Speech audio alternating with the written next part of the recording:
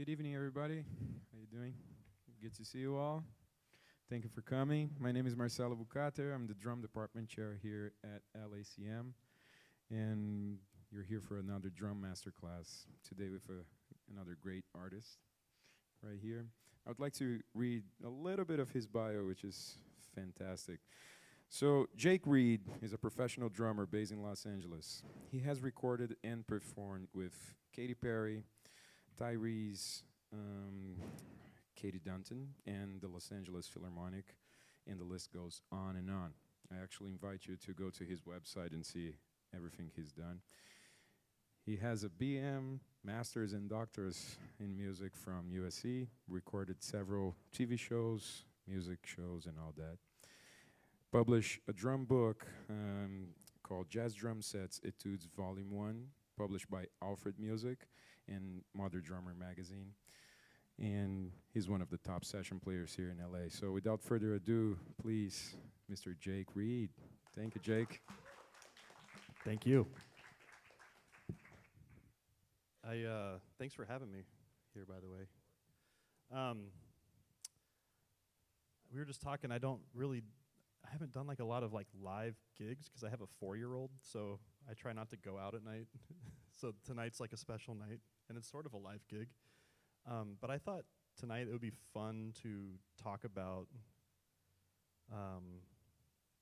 basically like kind of, this isn't actually a recording studio, but I thought it'd be fun to talk about some recording concepts, but also jazz, because I love jazz, and my friend Trey is going to come up and play bass a little bit. But I thought it would be cool to sort of, there you are, dissect, compare and contrast, if you will, just kind of, everyone thinks that like, oh, jazz and studio playing are like two different things. At least that's like a concept that's kind of come up recently, and they kind of are, but they kind of intersect. You know, there's a lot of commonalities between the two that have helped me, especially with recording. So I thought it would be fun to just start with a track. Like I know it's kind of boring, like playing with a track, but the reality is most of the recording work that is out there nowadays is you're by yourself in a room playing to a pre-recorded track that's not listening back to you, right? So there's a lot of interesting things that come up when that is the case, because sometimes you're playing with someone who literally sat down with an acoustic guitar and played to a click track terribly.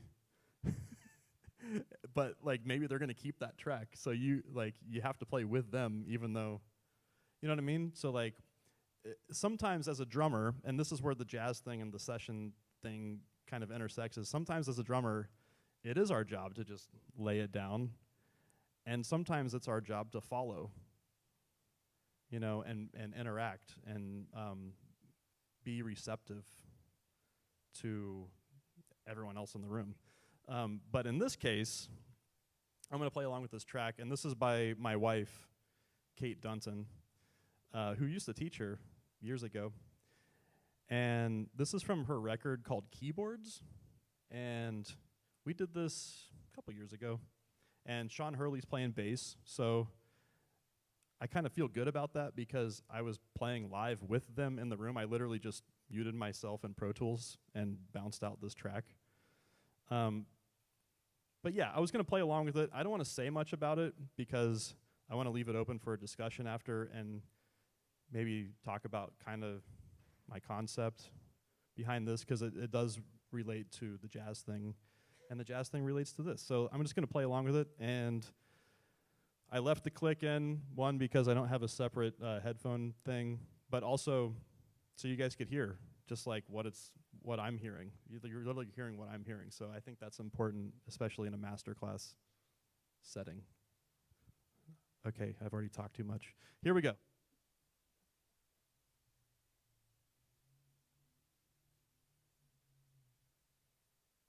Hopefully the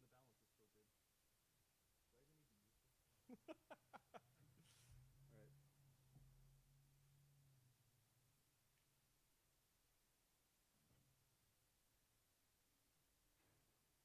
All right. See what happens.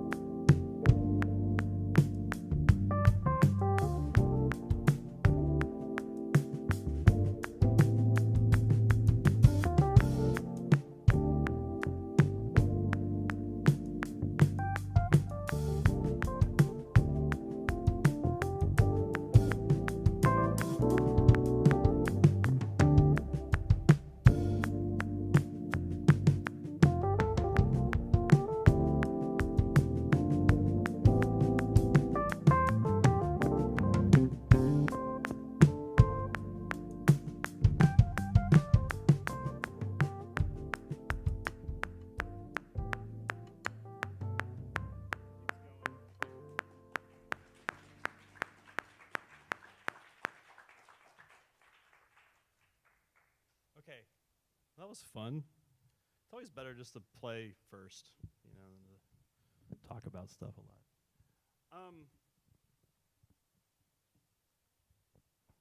So a lot of times with recording, my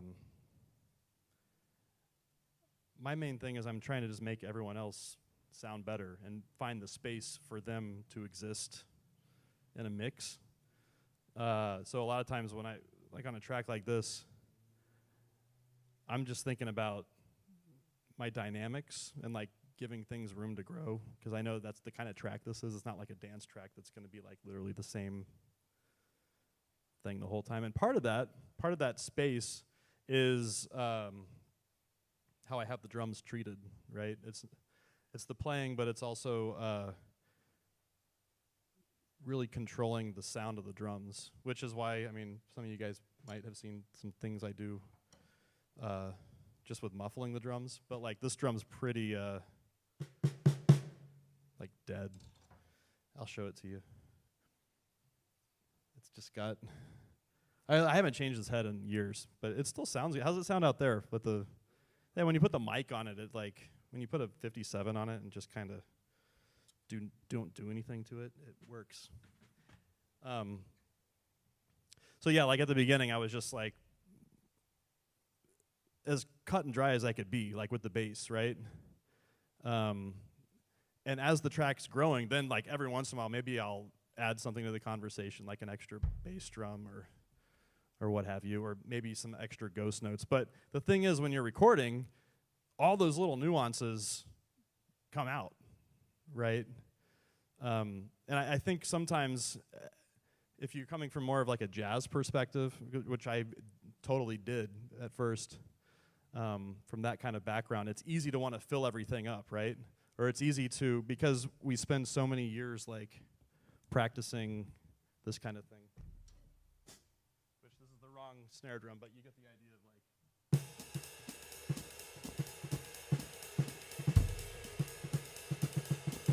whatever, like just filling up everything with our left hand.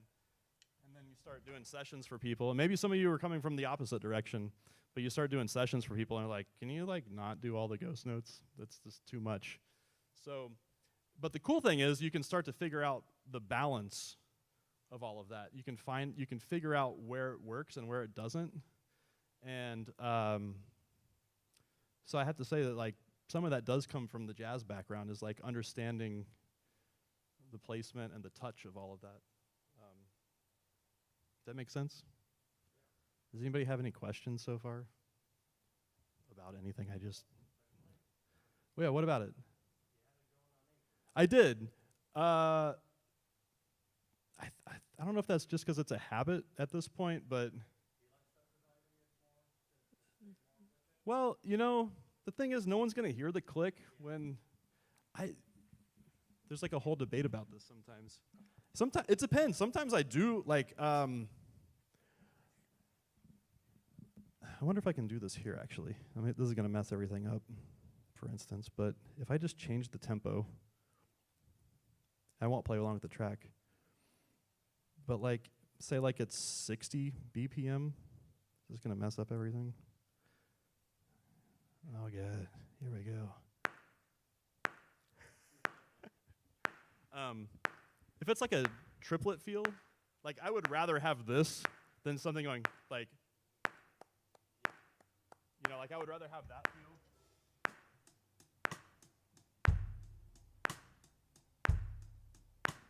Because part of it is, it's not like I'm trying to like bury the click, but like part of it is, that's annoying, creating that space, so like on a 12/8 feel, it's like I'm not trying to like play right on the click. And so it's nice to have all that space to help me kind of lay back a little bit and create the feel of the song.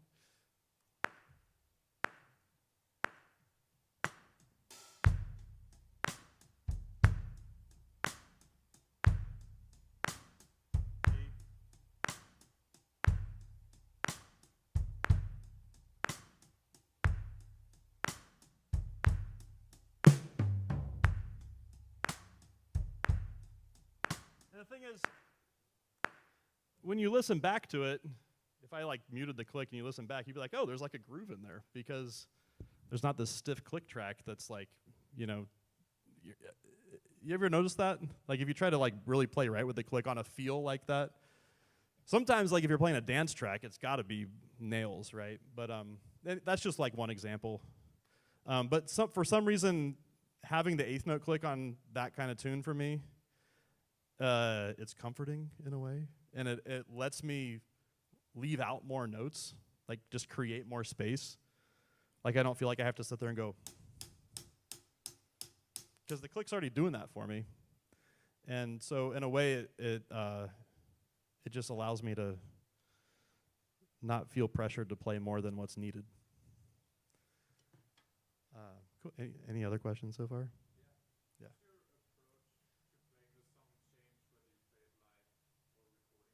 Totally.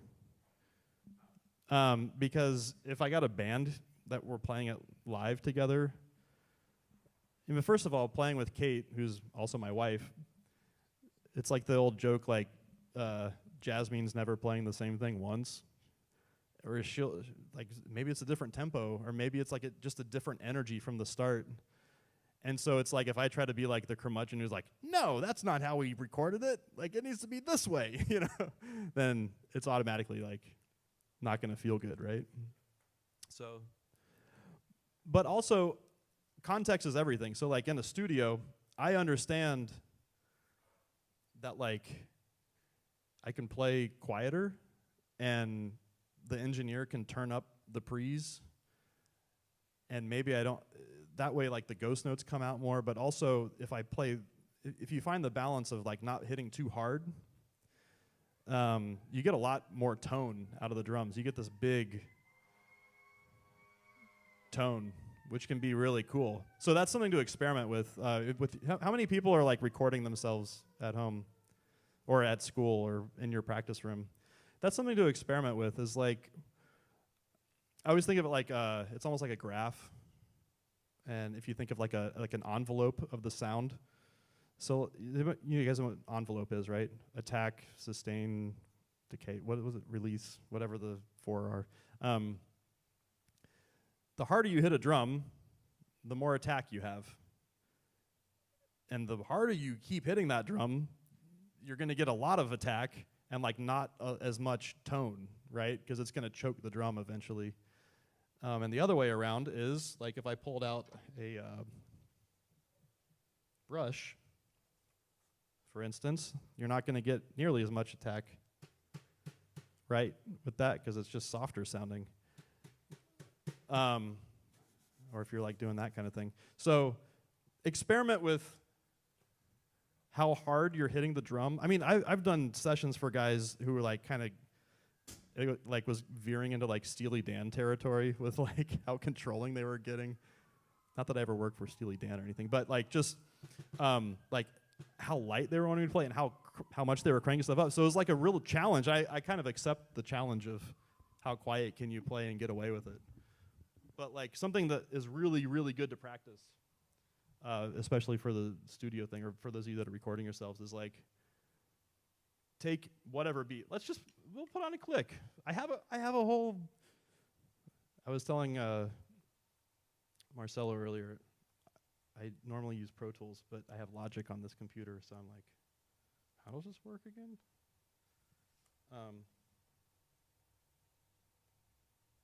How about 90? We like 90 BPM?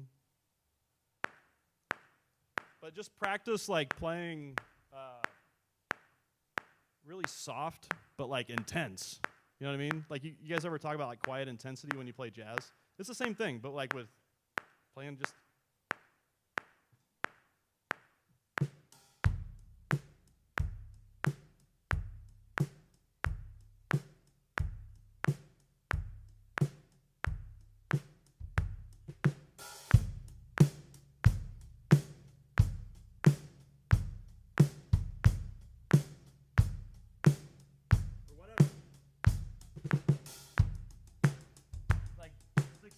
But like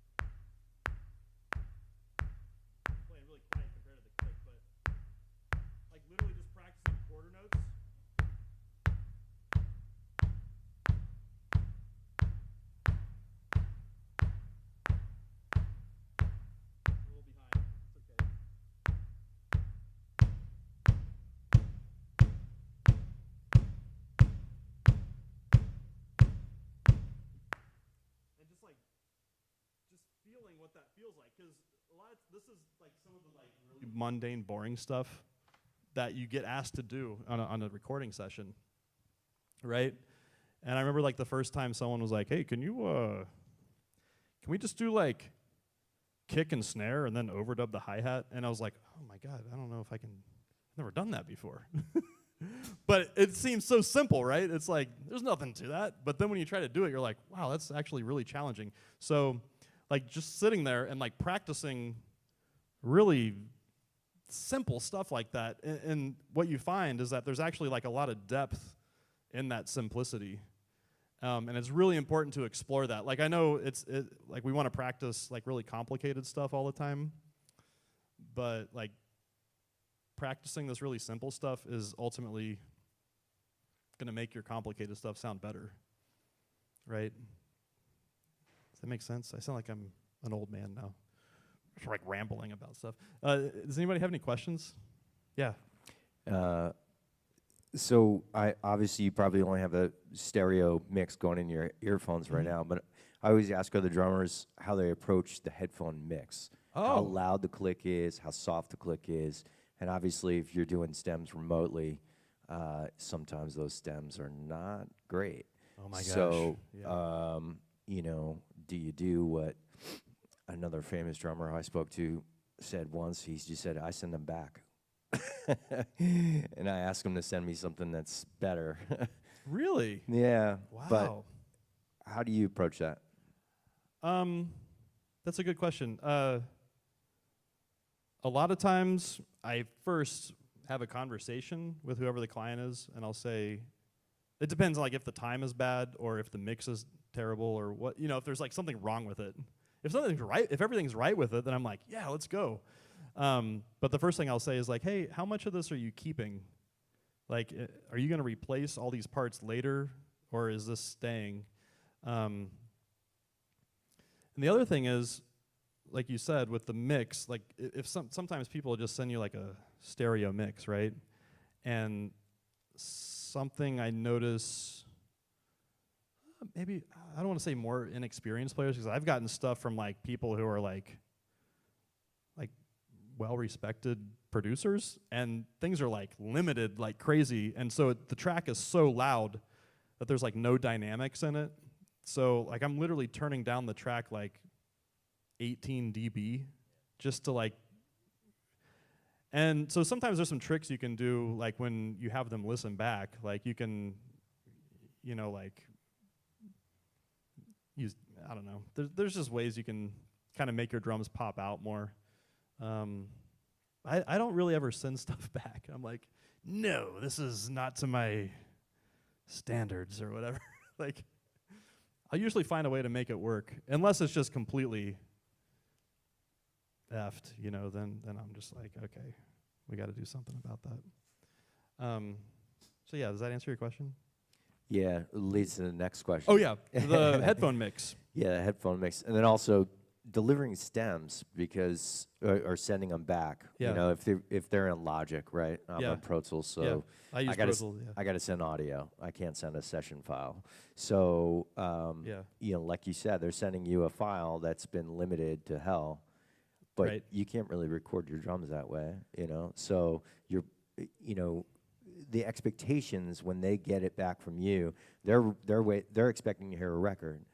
Yeah. And so now it's like, okay, I'm going to send raw files so they can do what they want, and then I'm going to send my printed mix. Yeah.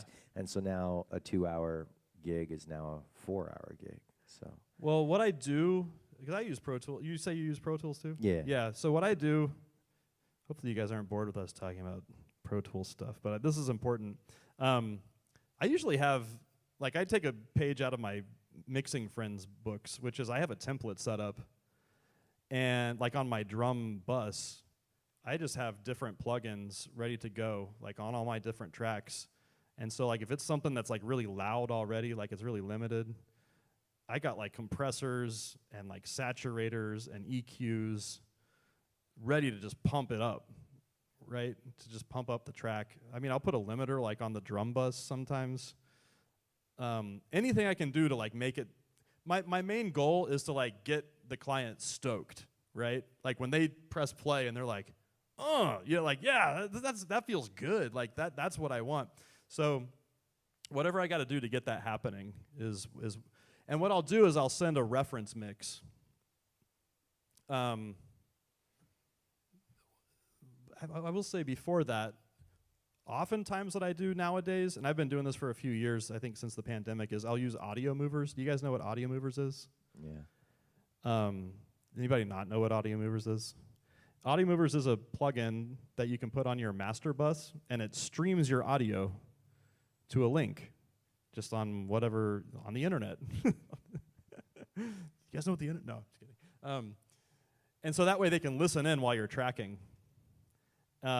Which kind of can also present some issues because it can be like a sound, like it doesn't sound like a record or whatever. But at least that way, I can get to the performance quicker that they need, because ultimately it's about them, right? It's about what they need for their track. So I'll use audio movers first, but then I'll be like, hey, wait a second. Let me go over to my computer and just like mess with this for a second, and I'll like really get it slamming for them with a mix, And a lot of that's just from years of doing it.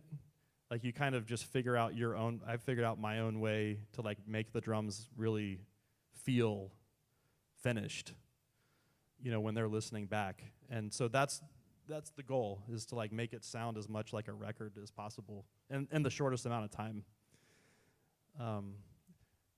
Headphone mix wise, to answer that question, it depends. Like if they only send you a stereo mix, then you kind of you're stuck.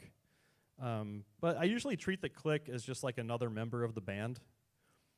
Unless sometimes if I'm playing along with a track that's not great, and I know that everyone's going to lock everything to me later, then I'll turn the click up more and like really focus in on that, which can be challenging. I mean, it's hard when there's like a guitar player. I keep picking on guitar players. I don't mean to do that, but if the guitar player is like filling in the subdivisions and the rhythm, then you kind of have, like, it's really hard to say like, oh, that's kind of on top of the beat, or that's kind of really squirrely, So yeah, that's why I just have a conversation about that stuff. But does that help?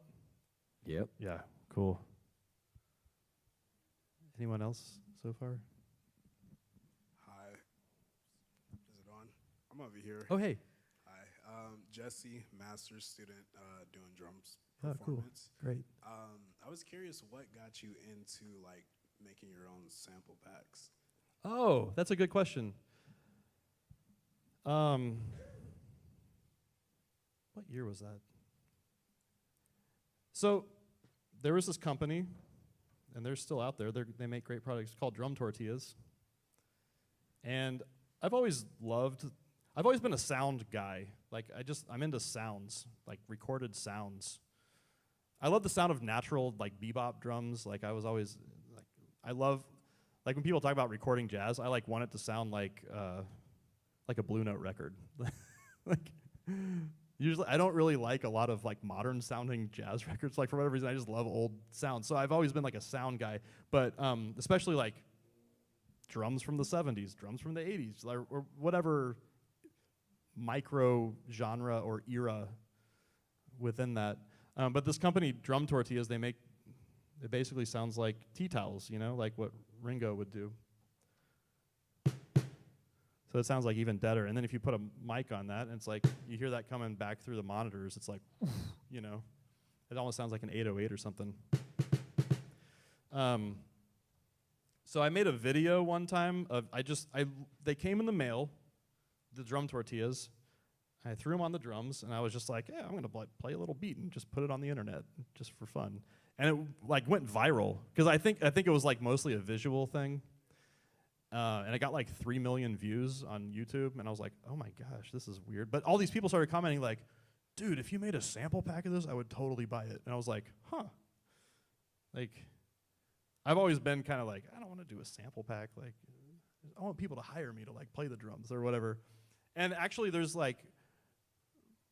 some old, like the older, I don't want to say the older generation, but there are some older drummers who are maybe at one point would have been like, no, if you do a sample pack, like, no one's going to call you because they're just going to use your samples or whatever, or you're like taking work away from people. But it's like I never thought that, and I did it anyway. I did the sample pack, and actually people started going like, hey, can you like replace yourself on this track? Like, I like the loop you did, but I just wanted to feel like a real performance. So it was almost in a way like a business card. So something I tell everyone is like, you should be making your own sample packs, even if they're like only one shots or like not, or just like maybe a handful of loops, and start, give them to your friends first. That's how I started doing it originally. Like I have film composer friends who, like, when they were starting out, they're a lot of times TV shows, they have like no budgets to begin with. And you have to, like, there's a really fast turnaround on how quickly you have to be able to write the music for the show and turn it in and get it approved. And so they don't have time to like book a recording session and book a band or like book a drum session. They just gotta like put it in their MIDI controller and make it sound like music. So I started doing like one shots and like little loops for my friends who were doing like indie films or whatever it was. That's kind of how I started. But then when that video went viral, I was like, oh, I'm gonna do sample pack, okay. And then it caught on. I had no idea that it would. But yeah, after like looking back on that, now that it's been out for like 4 years or something, I think it's really important that everyone explore that on your own, even, I just think, I really think that that's like part of the future of, because there's so many people that make music on their computers now, or just are making bedroom pop, I think it's important to do if you haven't thought about it. Whatever style you want, too. It doesn't have to be like funk or rock or jazz or whatever. Do whatever you want. Yeah. I kind of have a question on your mix bus too. Okay. What's your like go-tos? What plugins do you like? I record my drums too. So oh, cool. Yeah. Trying to get into that world. Yeah. This is mostly like on my drum bus. And sometimes I'll put stuff on the master bus too, but I usually have some sort of like bus compressor. Like I like the SSL bus compressor. It's really cool. Sometimes I'll just use like FabFilter EQs, like just something really simple. I'm pretty simple when it comes to that stuff. I don't ever like really sample replace any like individual tracks, because I figure if they're gonna do that later if they want. Sometimes I'll use like a tape plugin, like Kramer tape, J37, or sometimes some saturators. Like I got this one saturator that my friend showed me. It's called BB Tubes. Do you know that one? And I think it's cool because it's BB is beauty and beast. And the beauty knob, it's like a nice saturation that doesn't like really distort everything a lot. It just kind of makes everything feel fuller and punchier. And the beast one's like full on like like distorted drums, which can be cool too. Like, so yeah, that's like another one I'll use a lot. Thank you. Yeah.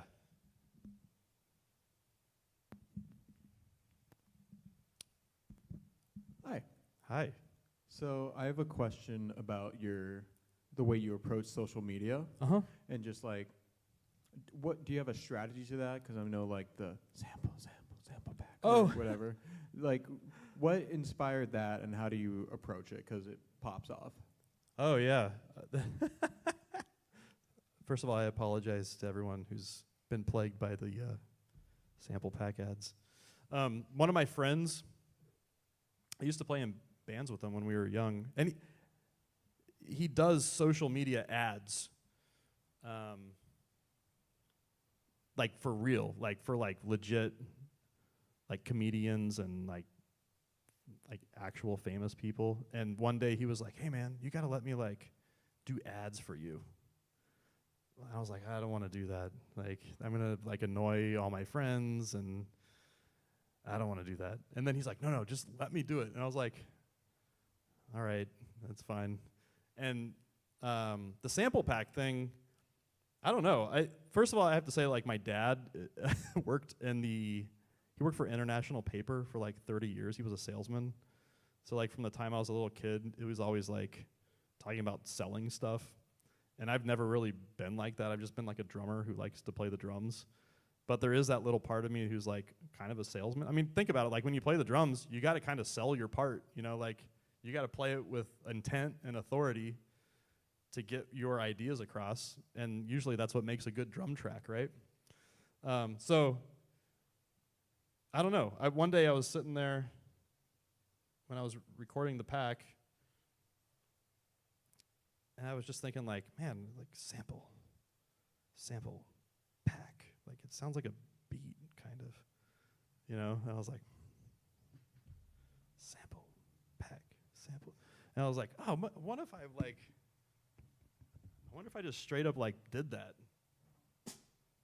I remember I actually had an intern at that time, and he was just like laughing the whole time, and that's how I knew it was good. I was like, okay, if this dude's like laughing at this, then this is comic gold. But, yeah.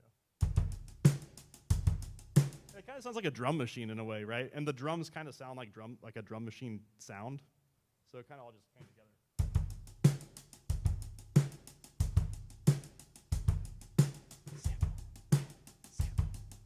Sample, back, or whatever. So, does that answer your question? We'll go with yes. Yeah. Awesome. I have to just confirm that there's no follow-up questions. Yeah. You're welcome. Anyone else? Marcelo. Jake. Yo. So you're talking about intensity, right? Yeah. And being intense. Yeah. How do you practice that, or how do you approach that, you know, with low volume? That's a or good question. whatever? When I was at USC, I lived in the second floor of an apartment building, and underneath me was the building manager. Do you guys know this trumpet player, Rob Scher? He does a lot of like studio work. He was the manager of the building I lived in, and he lived right underneath me. So it's like now one of the world's greatest trumpet players. But I didn't want to annoy him because I was like practicing drums in my apartment. So I had to like practice playing really, really quietly. And I was like, at that time, it was like a lot of bebop. So I was like, while we're at it, I'll just show you. And there's one other example I'll give you of how and why. But it's funny how it all relates, right? Because a lot of times playing quieter when you're recording like ends up sounding bigger, you know? So yeah, I would practice like brushes first, just to kind of get the volume like in a place that was like, I wonder if I can just do this and talk like that. There we go. I would practice just like, maybe it was just like, even with brushes, you know, a lot of people think like brushes are quiet, but you can have dynamics with brushes too, right? Like you can play like,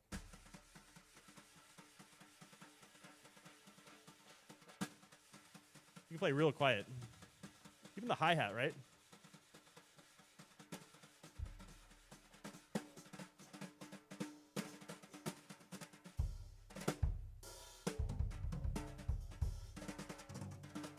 Whatever it is. But I would sit there and practice playing real quiet, and then I would switch to sticks and be like, okay, can I like keep that same volume, but like the same intensity too? You know, because playing with brushes, your wrists or your hands are still moving. There's still a lot of velocity in your hands, but the brushes automatically make it quieter. So it's like, okay, can I just like, maybe I'll start on hi-hat and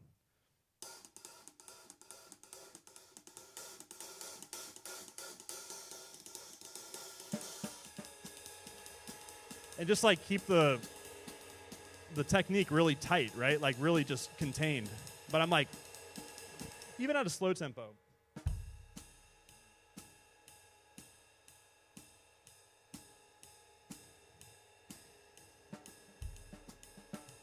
And the thing is, you notice like when I start comping, it's like everything is based on how loud the ride cymbal is, right? I'm not like playing super loud here. So that's kind of how I started practicing that stuff. And I remember playing in this big band, and this is a little morbid, a little bit of a morbid analogy, but this this big band director was like, I want you to play with quiet intensity. And I was like, okay, how do I do that? And he's like, I want you to imagine, I'm sorry, this is a little weird. He's like, I want you to imagine you like put a pillow on someone's face, right? And you're like punching the pillow, and they're like screaming as loud as they can, but it's really quiet, right? Because there's a pillow on their face. That's really gross and disturbing. But it gets the point across, right? So it's like, can you play real quiet, but like intense, you know? And maybe it could be jazz, it could be funk or whatever.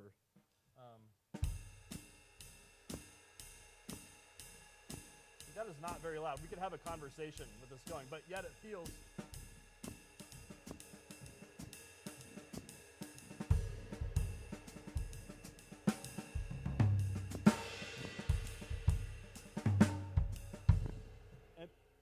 And then when I actually do play something that's a little bit loud, it's like, oh, there's like a little pop to it, right? So the same thing you can do with like playing a groove. It brings up a good point, right? About balance, which I think is important to talk about with this stuff, which is part of what I was saying at the beginning about studio work or like pop kind of stuff intersecting with jazz is, maybe you talk about this in your lessons. I like to think of each of my limbs as a fader. Do you talk about that? Is it like a thing you do? See, nothing's new anymore. But especially like, so with jazz, if you're playing like a straight up classic swing groove, like what's the thing that we're listening to? What's everyone listening to in the band? The ride cymbal, right? And then like if there was like a close second place, it would be the hi-hat, right? So, okay. You could like eat a sandwich with your other hand and like get a track done, right? Just by doing this. Maybe you're feathering too. So you got to work out that volume. Or maybe it's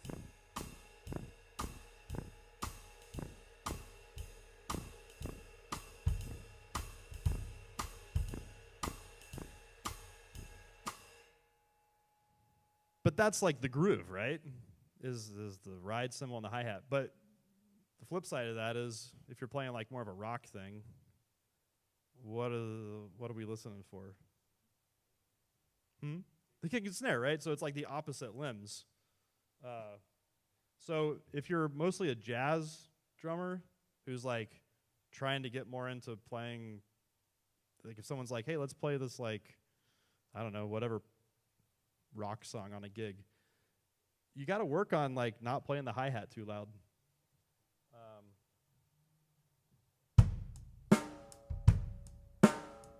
Own it, right? You want to sound like you.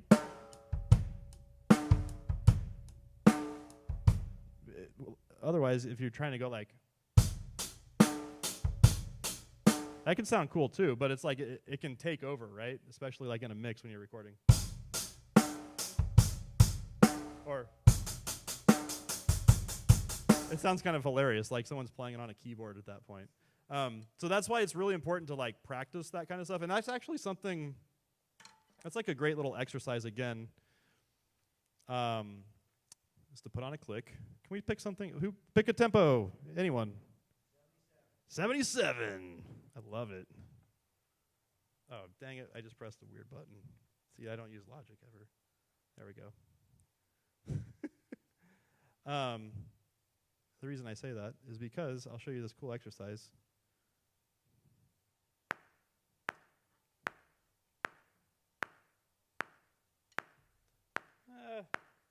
My wallet.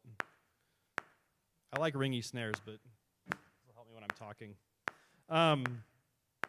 Is again to go with the fader, like each of your limbs is a fader, and like practice seeing if you can keep This is a great exercise. See if you can keep like 2 voices the same volume, but like just change the fader of one voice. Because this is like a thing that actually happens on sessions sometimes. We're like, hey, can you like play the hi-hat a little bit louder? You know, because you're not hearing what they're hearing in the control room sometimes, in the whole mix. So like maybe.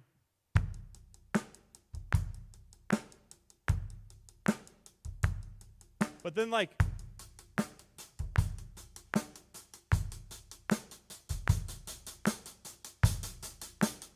Oh, I'm rushing. Thinking about it too much. Or maybe it's just eighth notes. Or like just bring up these guys a little bit.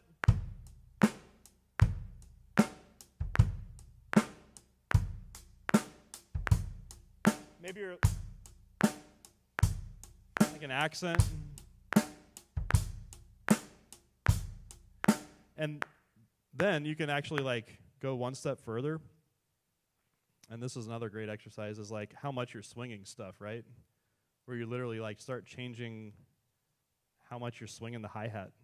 77, that's a good tempo to do like kind of a, like with 16ths. That's a really good exercise. Oh my gosh.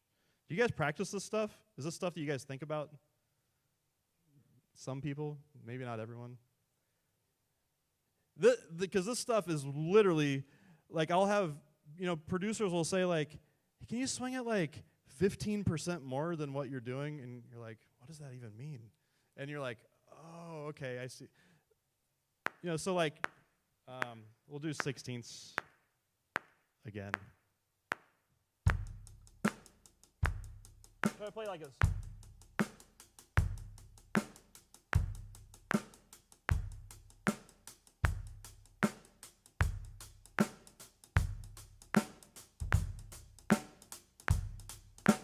Starts to sound like New Jack swing.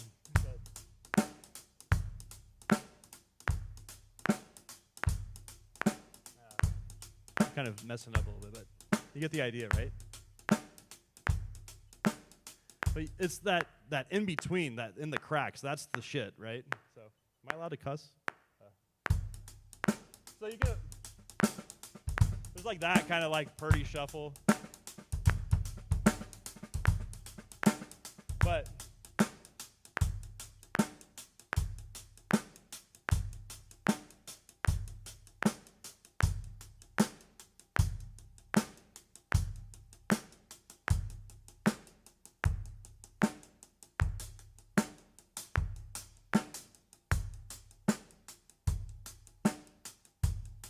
stopped. Dang it. You guys get the idea, right? Does that make sense? Okay. That was pretty good. That was a mediocre clap, but I did okay. But that's something that's like really good. That was 77. That was a good call. Because it happens. And so that's like really good stuff to practice as it kind of has nothing to do with technique, right? It's not like you're practicing like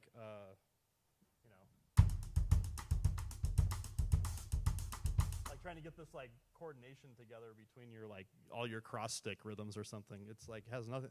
It's like the most dirt simple stuff, but can make all the difference in the world when you're just playing simple beats, right? That's like that's like the one thing, if I can get that across to everyone, just after like so many years of doing this now, is like really spend a lot of time with the simplest thing you can think of playing. Because oftentimes that's what you're going to get asked to play. If you're trying to do this like as just like a session musician, like you want to be able to play any style or read anything, like the classic thing, the idea, rubric of what we think of a session musician as. Like, I know it sounds silly to say, but spend a lot of time just playing time and making it feel really good. But those two exercises, I think for me, that like if I could just pass that on to everyone, those really helped me a lot. Like a lot. How would you approach playing in front or behind the beats? Like how would you practice that? Because I think it's also like the same, along the same lines when you're recording. Yeah. Yeah, that's again, like if I put on 77, for instance, and you think about that with eighth notes. Let me see if I can back it up a little bit here. I remember asking Peter, I used to study with Peter Erskine. Everyone's got their own version of that, right? Of like how to play in front of or behind.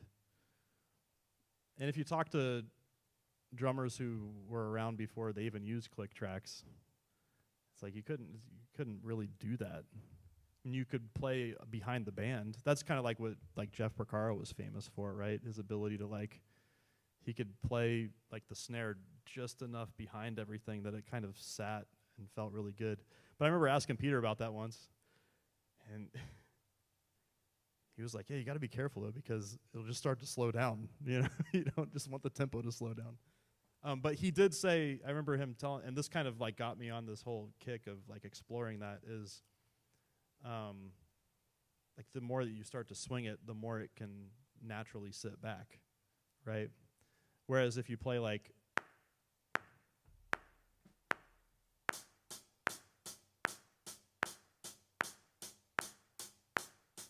that's like, I kind of naturally, I tend to naturally just sit back, but I'll try to play on top a little bit. It's hard. It's really hard for me to do sometimes, but sometimes it's just that feeling of like forward, right? It's really a feeling. This is something that's important to talk about. I know you guys are in school, and it's really like heady and academic sometimes, and I've been there. I went to school for 10 years. What was you guys ever see Tommy Boy, the movie Tommy Boy? Lots of people go to school for 10 years. Yeah, they're called doctors. But I went to school for 10 years. I have a doctorate, so I did a lot of thinking.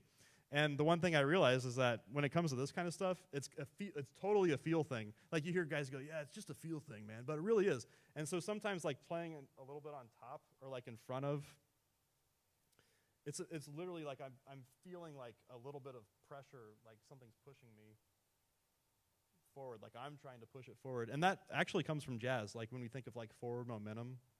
So I have to like switch my mindset a little bit. Like I was just like, when I said, oh, I naturally lay back, it's like, well, I've spent just so much time trying to go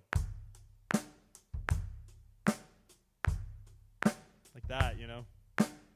But some of it just comes from here.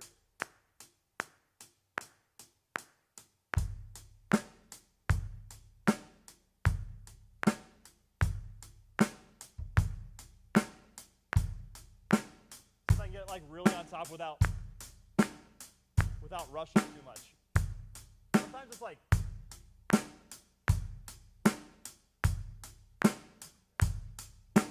right? And then you get into like that Dilla territory where like, you hear Steve Jordan talk about that, where like the snare is actually a little bit in front of the beat. So it comes a little bit from the subdivision. Let me try again and show you like if I'm just swinging the hi-hat a little bit more. Do you guys understand what I mean? If I had like a blackboard or something, I could like write it down. But like if we're thinking of like there's totally even eighth notes, 1 and 2 and 3 and 4 and. But if we start to move that and like a little bit toward a triplet, like a little bit toward a dotted eighth, 16th, or if another good way to think of it is like quintuplets, which is like very a heady way to think of it. But it's like we're literally just dragging that note back a little bit.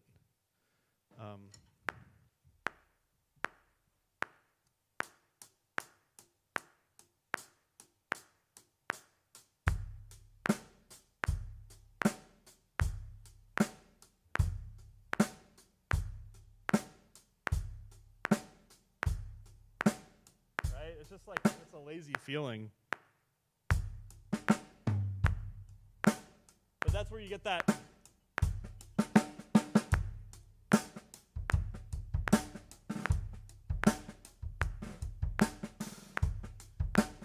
That's where you get those ghost notes.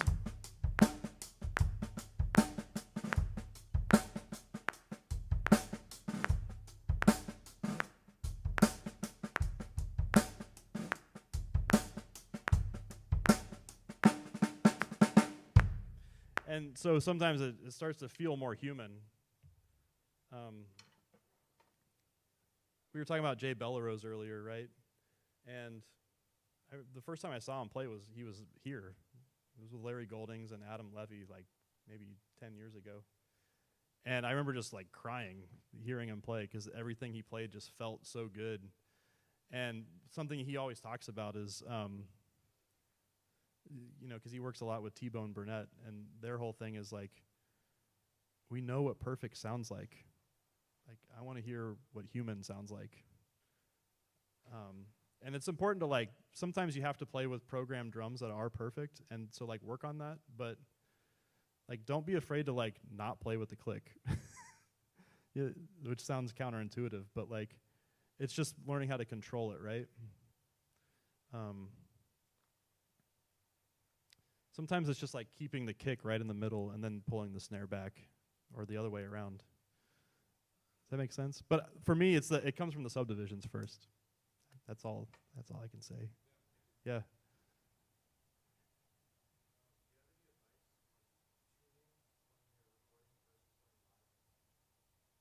Yeah, I do. I would say, when it comes to at least how the drums are tuned when you're recording, you can get away with a lot more because it's in a controlled environment. So, like, if you want to tune the drums lower and get them, like, beefier, you can. Whereas sometimes, like, in a live environment like this, there's so many acoustics and, like, just stuff bouncing off the walls everywhere. Like, if I tried to actually, like, deaden these down a little bit and tune them even lower, usually it doesn't project as much. It doesn't translate. It just starts to sound like, like you're hitting a piece of paper. So that's why, like, tonight when I came in, these were, like, all out. I don't know who tuned these last, but but they were, like, super high and, like, kind of bopped out and, like, kind of out of evenness. So I just kind of made them. I just kind of found where they felt good in the room, and I think that's the key with playing live. Sometimes is, like, find where the drums sound good in the room you're in, because with drums it's all about the room, right? It's all about the venue. Unless you're playing in a giant venue, and then it kind of doesn't matter because there's mics on everything, and they're going to make it sound huge anyway. But like in a room like this, it sounds good. I just kind of found where it felt good in the room. But I would say recording, that's why I love the studio so much, is because you can, like, really mess with the sounds. You can mess with the deadening. The head choices can really make a difference. And the thing is, like, you have these microphones that just, if you're using condenser microphones, they're capturing so much detail compared to just, like, our human ear that's, like, 3 feet away from it. You can really, like just moving the mic an inch can make a big difference in how it captures that sound, right? So, yeah, that's what I would say about recording, is mess with the tuning and the mic placement. Yeah, and the muffling.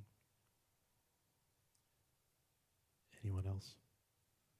It's kind of a chill night. Yeah. Uh-huh. I'm interested in creating my own sample packs as well. Do you have any advice on doing that, or kind of maybe sharing your process about how you did it? Yeah, that's a great question. So I should preface this by saying that in our current social media society, it's easy to, like, think about yourself and, like, how you're, like, branding yourself and marketing yourself. But I would encourage everyone, if you're doing a sample pack or something like that, think about who you're making it for. Like, think about a sound that is actually something that's usable, or that's malleable. There's a lot of sample packs that I've seen out there that have, like, a lot of effects on them already, that have, like, baked in reverbs and things like that, which can like, they sound cool on their own. And whoever that drummer is, it's like maybe that's sort of like they kind of can create their own stamp of that sound. But it's like, if it's not something that's, like, actually usable, to a lot of different producers, then you're not going to get as much traction, right? So I think find a sound that you love, that's your thing, but try to think about who's going to be using it.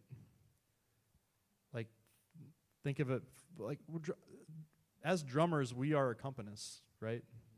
We're not usually band leaders. So think of how your sound can fit in someone's mix. And a lot of it comes from like just doing sessions for people.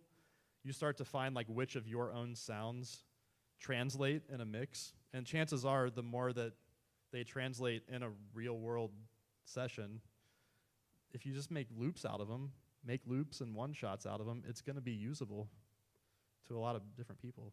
So that's what I would say. Like, start there. Yeah. Cool. Thank you. Yeah. Yeah. TV shows you played? Oh, sorry. Can you talk about some of the TV shows you've played on, and maybe like what was your favorite to play? Yeah. I've done some different ones. I was there's this one that I was, because Marcelo was asking earlier about do you play much jazz anymore? And I was like, well, yeah, I do, but I don't really do like a lot of live gigs because of my daughter. But there's this TV, I can't remember, it's on CBS now. It's like a detective show, and there's a lot of jazz on there. I just did another episode of that one. I think it's like someone's name or something, like I could look it up. But that was one. I just played on this Spider-Man show that just came out on Disney Plus yesterday. You guys probably don't watch Disney Plus, but that was a really fun one. Zach Robinson and Leo Bierenberg are their composer team, and they also did Cobra Kai, which I played on. I subbed for the normal drummer on that for a couple episodes, so that was really fun. It was like in season 5. I think it was the finale. Yeah. But they're really cool because it's like full on like rock, but there's also like kind of an 80s influence to it, so you can like tune the drums kind of low and get like, you know, like that kind of thing, which is super fun. I just did the Bob Dylan movie that just came out. I played on a lot of that with Victor Andrizzo's the other drummer on it. But that was an interesting movie because everything had to be so period correct. And we were actually, like, I feel like they were just they somehow got the stems to everything. But we had to like literally play stuff, like transcribe it and play it note for note. But also get the exact sound, you know, so like I brought like a 60s Ludwig kit and like a Superphonic. And we did it at the Village. And it was actually like that's where your ears and like knowing how to tune your drums, like you were talking about earlier, asking about, is like understanding that like, oh yeah, well in the 60s, this is probably the kind of drum set they would have been using in New York at that time. Like there weren't that many options, but then also tuning the drums, like, okay, they're probably using coded ambassadors on both sides. That's just what there was. Or like coded ambassadors on the bass drum. So that was an interesting project where it's like not necessarily you're being creative, but there is sort of a retroactive sort of creativity to it, like solving a mystery or something, which is really fun to do. And also like trying to find cymbals, because like these cymbals don't sound old. They sound all like complex and modern and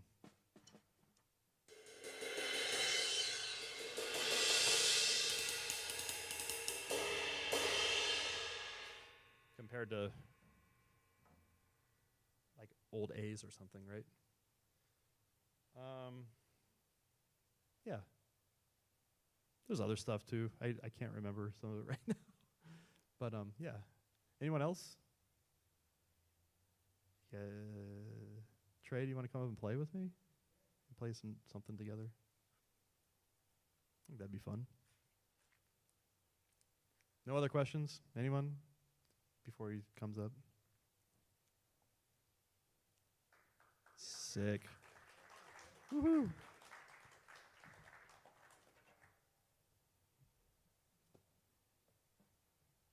So, yeah, I just thought it'd be fun to like play with a real human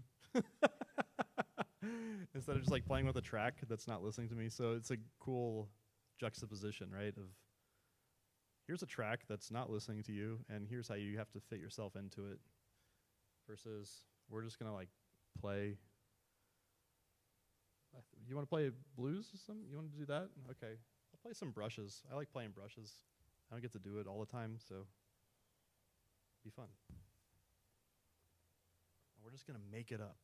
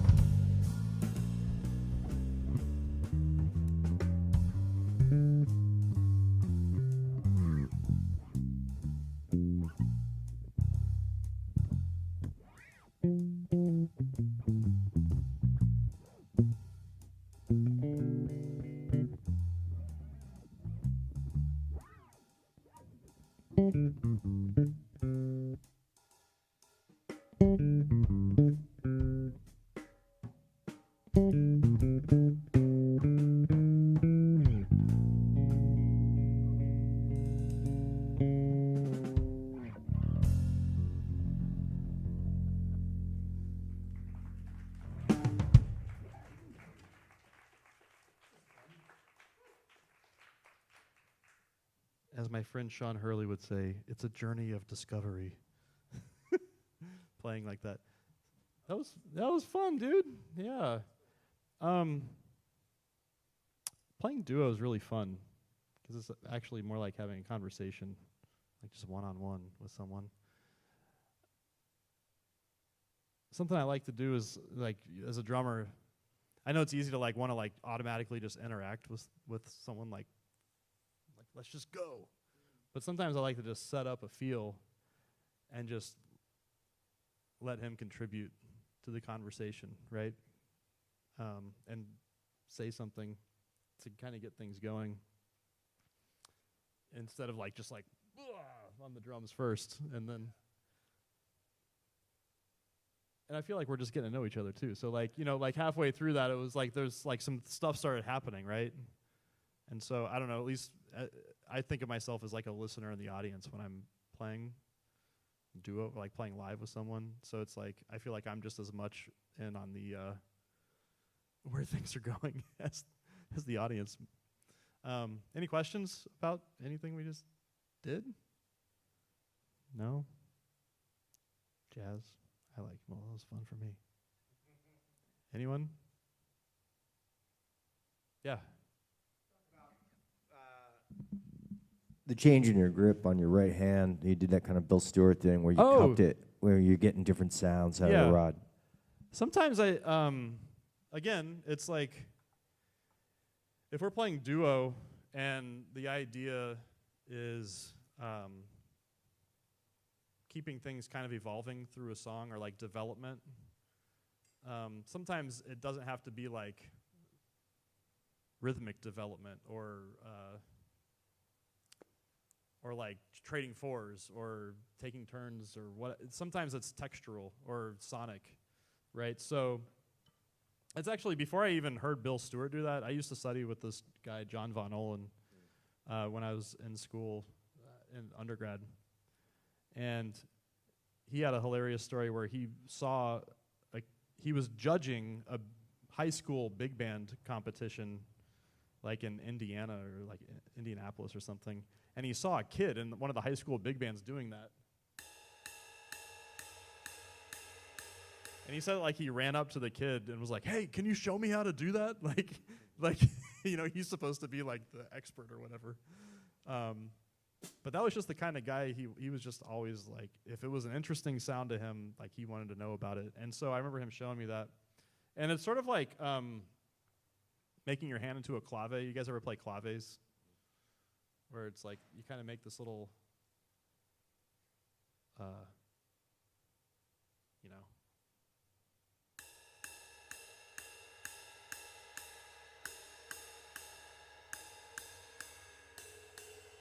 You get on it.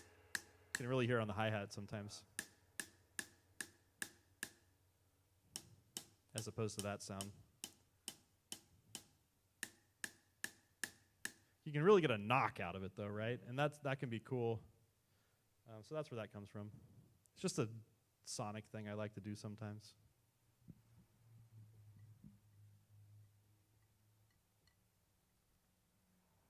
Anyone else? This is fun. No? Want to play something else? What should we play? Just make it up, man. You want to play something funky?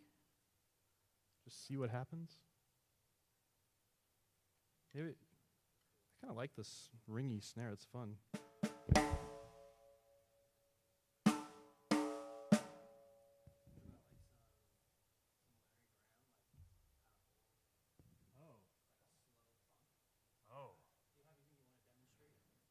I don't know. You guys want to hear anything? Is there something specific? Groove or feel or nobody? Nothing? Okay. We'll do something.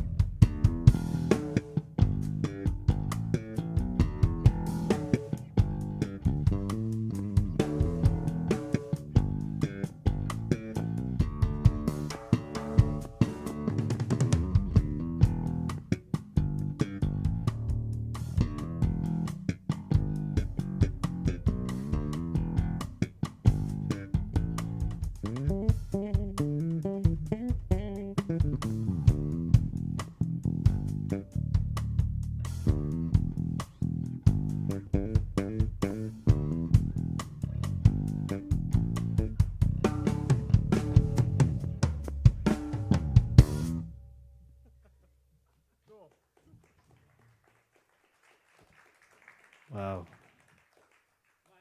That's fun. No, that was great. That was fun. I don't know. Thanks for thinking of that. Sometimes it's cool, like if you just like, I don't know, the ringy snare kind of did something. I was like, oh. Well, for instance, let's do that again with the other snare and just see. Because duo, it's like there's only two of you. There's like so much space that can be filled up just with one snare hit, right?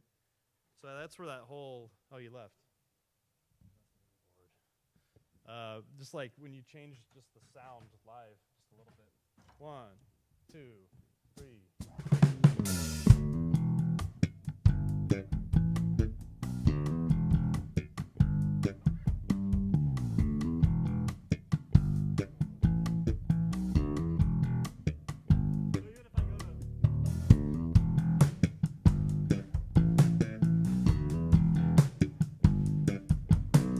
Just kind of creates a different vibe, right? Okay.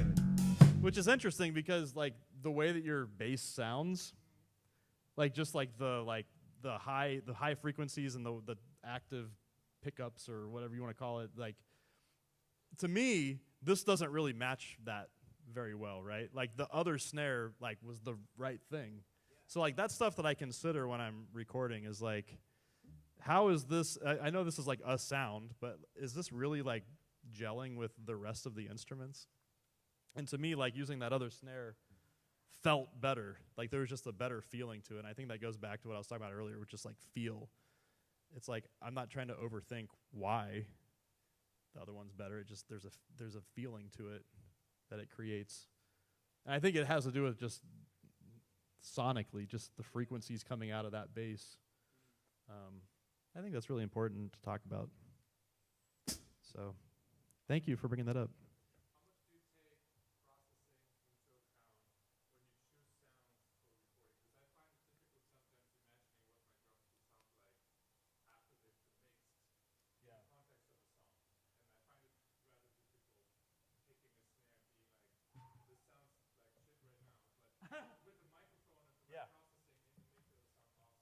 Yeah, so that's really that's a can of worms is what it is. But no, I would say the first thing is context is everything, right? Like if I walk into a room, like an actual session, and I see like room mics and it's like a big cavernous room, and I know what kind of music we're playing, that's going to affect how I hit the drum and like what drums I choose.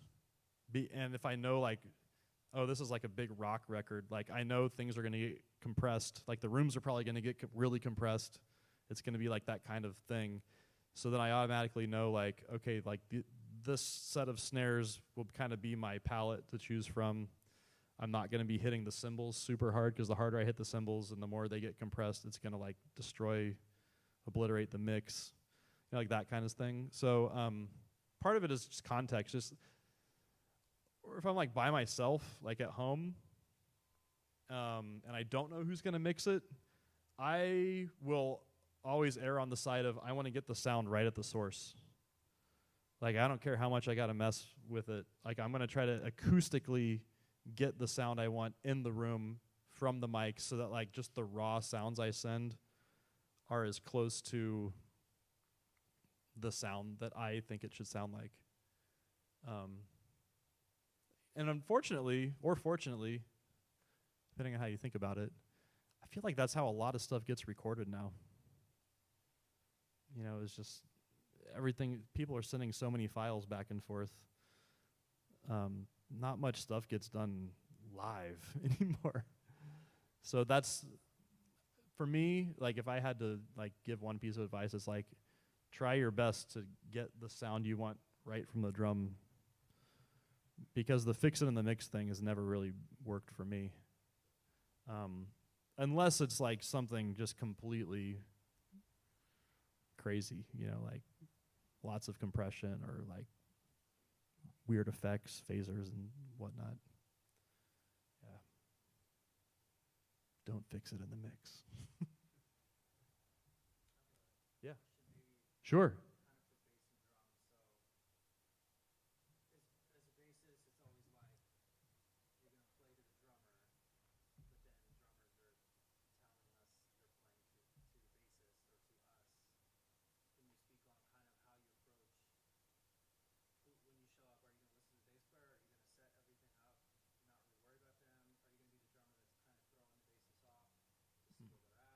Oh.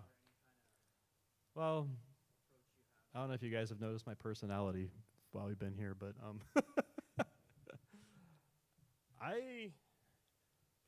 well, first of all, context is everything. So like, if we're playing a funk kind of thing, and like you're kind of laying it down, like you're kind of outlining all the sixteenths and the feel. So I know that I can leave space and let you groove, like just you're in the spotlight. Whereas if we're doing more of like a jazz, like a swinging thing, it's like there's so many micro adjustments happening on every quarter note when you're playing live. Like, it's not supposed to be metronomic, right? I mean, the idea is that we're sort of flowing through time together, and we're making a groove together. And sometimes it's that pulling on the tiny pull that can make something feel good or not. You know, like, there's always like this thing where like non-bassists and non-drummers who are like music producers, they go in and start looking with their eyes like where things are on a grid, or like where the bass note is in comparison to the kick drum. And it's like they don't hit at the same time. They're not supposed to most of the time. And so it's just understanding that moment. It's just understanding what the context is. And I'm the kind of drummer who I'm not going to come in and like start picking on you. Like, I know there's some old school drummers who like that's their vibe, is like they're going to come in and like, hey, let's play something real quick, and then you start, and then it's like 1, 2, 1, 2, 3.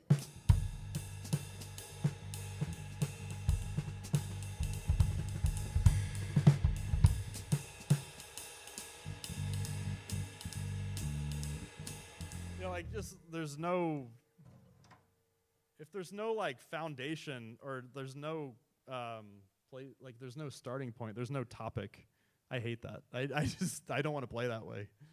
And it's just not fun to me. Like, you know, like I started playing music because it was fun. But also to me, fun can be like, hey, let's just like shake hands and get to know each other. And like when we just showed up and played. And like when we played first, like that felt good to me. But then when we played again, it was like, like it just felt like we knew each other that much better, even 20 minutes later. But that's just the kind of drummer I want to be, you know? Like, I want to be supportive of the other people in the band. Like, that's always my main goal, is like, can I make everyone on stage feel comfortable? Like, we got this, we're in control, the music's going to sound really good. Or in the studio, it's like, at the end of the day, like, the artist is going to be pumped on what they got, or like the producer, or like, it's going to be the right thing for the movie, you know? It's going to, that's what it's all about to me. So yeah, like, even doing a gig, it's like, I want it to just feel good. Like, I just want there to be good vibes. I sound like such a like surfer dude. Like, I just want to be good vibes, bro. But like, that's how I want it to feel. Like, you know. Yeah. So that's I'm always thinking that way. And all my favorite bass players play like that too. You know, like, they're not trying to like show, or like Sean Hurley's one of my favorite bass players. And he's always he plays the right thing all the time somehow. I don't know how he does it magically, but he does. And the sound is amazing. The dynamics are just so like consistent. It's like I was producing the song for a friend of mine, and we were mixing it the other day. And the mix engineer, like, he's going through the drums and like gets the drums to sound big, and it's like, oh, awesome, great. And he like pulls up the bass, like he adds the bass in, and he's like, huh, that sounds done already. Like, he didn't do anything to the bass track. Because that's Sean. And it was recorded, like, maybe there was like a little bit of like LA2A like on it. No EQ. Is that a track he sent in? No, we recorded it live together. It was like a live band tracking session. And it was just like, but it was just funny because the mix engineer wasn't at the session, and he's like, huh. And like he even tried to like flip the phase on it to like see if that would do anything better, and it didn't. You know, he's like, oh, okay, just put it back. But like that's the kind of, to me, like that's just the mark of like a really good musician. It's just like playing the right thing for the music. I know it sounds silly to say that, but which I think when I was younger, maybe that wasn't what I thought. But yeah, you sound great, man. Yeah, it's really great to play with you. Any other questions? I know we're getting close to the end, but does anyone want to hear anything else or discuss anything else?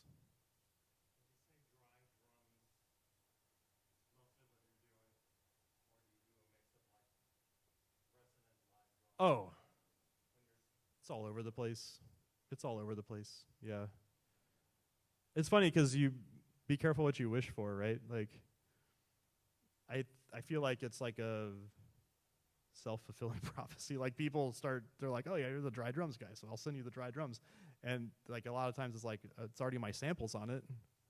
I was doing the, funny story, like I did this track, there's this great producer in town, Lester Mendez is his name, he's badass. He like did Shakira and like Ricky Martin, like a lot of Latin artists back in the day, and he's still killing it, but he's producing this younger artist, and he sent me a this Khalid track called Heat Stroke. And he's like, hey, I want the drums to sound like this on this session we're gonna do. And I like started listening to it, and I was like, wait a second, that's my sample on that track. And I was like, I think that's my sample. And then I looked up who the producer was and like emailed them, and sure enough, it was like the same, like that's the sound. Like it's literally this drum with that. And so I just brought that to the session. So I'm grateful for that. Like if I can like bring that to a session and it's like already the track, like I don't have to do anything. And it's like I know exactly how to get that sound, and there's no processing on it, you know? Which is really cool. But that being said, I love playing wide open. Like tomorrow I'm playing with the LA Phil, the rehearsing, and then we're playing on Saturday. We're doing Rhapsody in Blue, the 1924 big band version. And I'm using like a 28-inch bass drum. Like I'm going full on 1920s, like 28-inch bass drum. It's an old Ludwig I got. I think it's from the 30s, so I'm like a decade off, but whatever. And it's got calf skin on both sides, and then I got like this like 30s like leady snare. It's like a 7x14 with calf on both sides. And it just has this beautiful tone to it, and it's so not dead, you know? And I just love those sounds just as much as the dead thing. But for me, it's just like, this just happens to be what people dig right now. And it's not even like I would try to do like a vintage. I wasn't trying to be like vintage, like authentic about it. I was trying to me, everything nowadays is like a caricature of old stuff, if that makes sense. It's like an exaggeration of it. So that's why this is like literally, it's people, you know, people go, that doesn't sound like the 70s. And I'm like, well, no, of course not. None of us were there. And have you actually listened to like drums from the 70s? Like they don't have that much low end to them. But nowadays it's a caricature, right? It's an exaggeration of what's from the 70s. And that's everything. You know, like you see movies that are supposed to be set in whatever time period, and everything is exaggerated about it. That just happens to be how we portray it. Portray different. And so that's like, I guess, the bigger picture artistic side of things, but long answer to your short question. Yeah. Anyone else?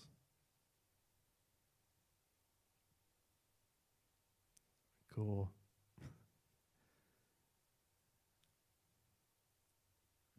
All right, Jake. In name of LACM, I think if we don't have any other questions, I would like to thank you. That was great, man. Thanks. Awesome having you. Happy Jake to be Reed, here. everybody. And thank you, Trey. Awesome job, man. Sounded great, Trey. Thank you. Thanks for having me. This is super fun. Thank you all. Good evening. Thank you.